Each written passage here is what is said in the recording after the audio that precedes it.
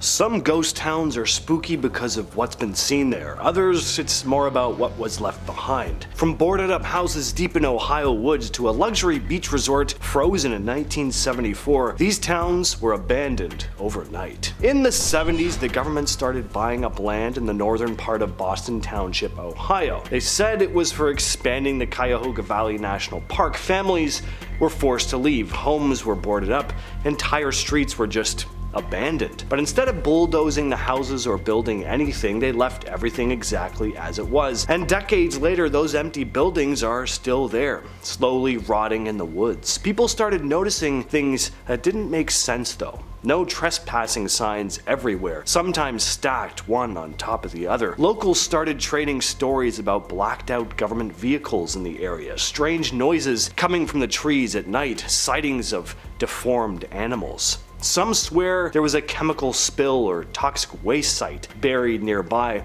and that the park story was just a cover. There's an old school bus deep in the woods that creeps people out too. No one's sure how it got there. The windows are still fogged up and people claim to have seen shapes moving inside. It's become a bit of a landmark of this abandoned area, now known to locals as Helltown. There are also stories of satanic rituals happening here and people going in and never coming back out. Sitting in the hills of western Montana is Garnet, far enough off the beaten path that most people don't even know it's there. But back in the 1890s, it was alive with gold miners, families, shopkeepers, the whole kit and caboodle, as all the kids are saying these days. At its peak, Garnet had around 1,000 residents. But it wasn't built to last. Once the easy gold started to dry up, people started moving on. Then in 1912, a fire tore through part of the town and took a bunch of buildings with it. That was pretty much the final nail in the coffin. By the time the 40s rolled around, Garnet was empty. What makes it creepy isn't just that it's abandoned, it's how much of it is still standing. A lot of the original buildings are still there. You can walk down the main street and peek into old cabins, the saloon, the hotel,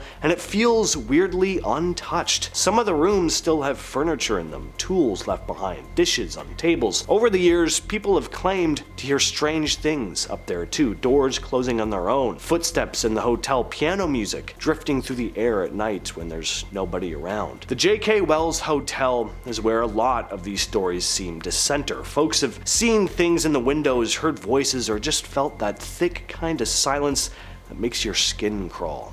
It's not flashy, it's not overly dramatic, but there's something about Garnet that sticks with you. Varosha looks like it was hit by a zombie apocalypse. It is, or rather was, a seaside resort town in Cyprus that was booming in the early 70s. The beaches were packed, hotels were full, celebrities vacationed there. Bridget Bardot, Elizabeth Taylor, all that. It was the spot. But in 1974, everything just stopped. Turkey invaded Cyprus after a coup. Varosha happened to be right in the middle of the mess. The residents were told to evacuate, and many of them left with nothing but the clothes on their backs, thinking they'd be back in a few days, but they never came back. The Turkish military fenced it off, and for decades nobody but soldiers and stray cats went in. What's left is a full-on time capsule. Hotels with some beds still out, cars from the 70s rusting in place, shops with mannequins in the windows, dresses faded from the sun. Trees are growing through the walls, vines are creeping into bedrooms. There's this eerie silence hanging over all of it. No ghost stories or urban legends in the traditional sense, but the vibe is enough. It's the kind of place that doesn't need a haunting,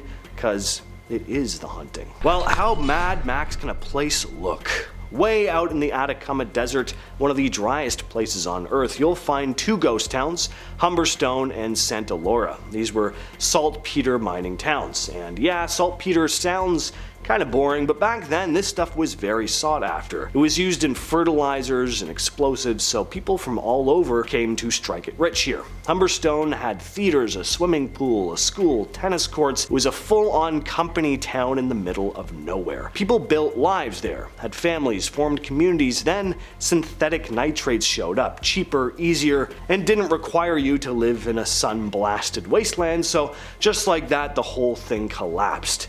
And now all that's left is rusted machinery, collapsing buildings and peeling paint. But weirdly, a lot of it is still standing. Like the theater still has its seats, the pool, this big creepy empty pool is still there, and yeah, there are ghost stories. People have claimed to see shadowy figures walking near the schoolhouse. Some say they've heard whispers or footsteps when no one's around. Whether that's just the desert wind playing tricks or something else, who knows? Oradour-sur-Glane was a regular village in German-occupied France during World War II. Quiet, peaceful, people just trying to get through the war. Then in June of 1944, the SS rolled in. Out of nowhere, the soldiers rounded up the villagers. They separated the men from the women and the young ones and took the men to barns, executed them, and set the buildings on fire. Then the women and young people were herded into the church, then they set that on fire too. Anyone who tried to escape was fired at. By the end of it, 642 people were dead. Only a few survived. After the war, France made the decision not to rebuild the village. They left the ruins exactly as they are. Burned out buildings, twisted bikes, and rusted sewing machines. Everything left to just sit there and decay. It's a memorial now, a permanent reminder of what happened. And walking through it is eerie as hell. No sound except maybe the wind, just stillness. And people say you could still feel something there, a weight, like the grief never really left. Kayaköy looks like such a picture-perfect hill town that you'd see on a postcard maybe, until you realize that no one actually lives here. It's row after row of crumbling stone houses, empty chapels, and buildings with no roofs. The windows are still hollow, the doors are long gone, and nature's slowly swallowing the place whole. It's dead silent. Peaceful, sure, but weirdly heavy. This place used to be a thriving Greek village, back when it was called Levesi. Thousands of people lived here. There were schools, churches, and markets, but in the early 1920s, everything changed. After the Greco-Turkish War, the two countries did a population exchange, literally swapped out people based on their religion. Christians had to leave Turkey, Muslims had to leave Greece, so the entire village was abandoned. Just like that. The Greek families packed up and left, and the Muslims who were supposed to take their place refused to move in. Probably just didn't want to live in a ghost town filled with other people's memories, and honestly, you can't really blame them. Today, what's left of Kayaköy is still standing. You can walk through the ruins, peek into old homes, and still see remnants